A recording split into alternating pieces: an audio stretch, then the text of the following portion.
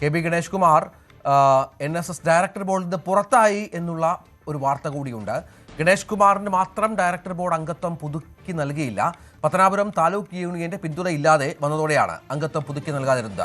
ഗണേഷ് കുമാർ ഒഴികെ കാലാവധി കഴിഞ്ഞ മറ്റ് 8 പേർക്കും അംഗത്വം പുതുക്കി നൽകി. തെരഞ്ഞെടുപ്പ് സമയത്ത് തന്നെ താലൂക്ക് യൂണിയനുമായി ഏറ്റുമുട്ടലായിരുന്നു ഗണേഷ് കുമാർ. തീരുമാനം പ്രവർത്തനം നോക്കിയെന്നാണ് NSS general secretary G. Sukumaran നായരുടെ വിശദീകരണം.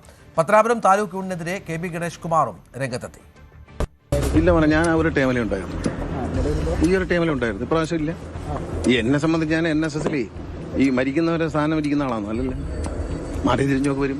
പ്രാദേശികമായി ഉണ്ടായിരുന്ന വിഷയങ്ങളൊക്കെ ഇതിനൊരു ഘടകമായി മാറിയിട്ടുണ്ടോ? ഇതിന്റെ ഭാഗമായിരിക്കാം, അത് നിങ്ങൾ അന്വേഷിച്ച് കണ്ടുപിടിക്കേണ്ടതാണ്.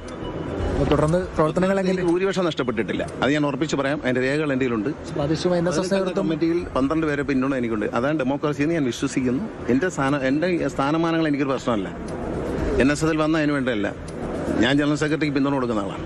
ഒരു തെറ്റ് ജനാധിപത്യ രീതിയിലുള്ള പത്തനാപുരത്ത് നടന്ന ജനാധിപത്യമല്ല, അത് സൂപ്രണ്ട് രജിസ്റ്റർ ചെയ്ത് ശരിയല്ല എന്നുള്ള അഭിപ്രായക്കാരൻ തന്നെയാണ്. അത് തെളിയിക്കാൻ എനിക്ക് കഴിയും, എൻ്റെ രേഖയുണ്ട്.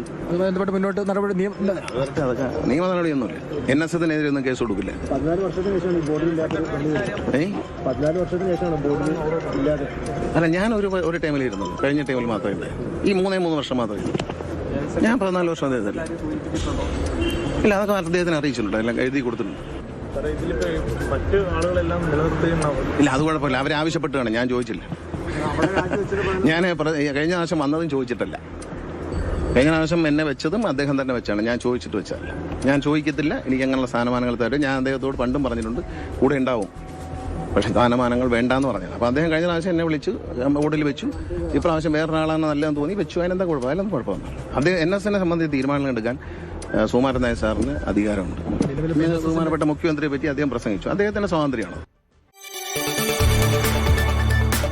കൂടുതൽ വാർത്തകൾക്ക് News 18 Keralam YouTube channel subscribe ചെയ്യുക.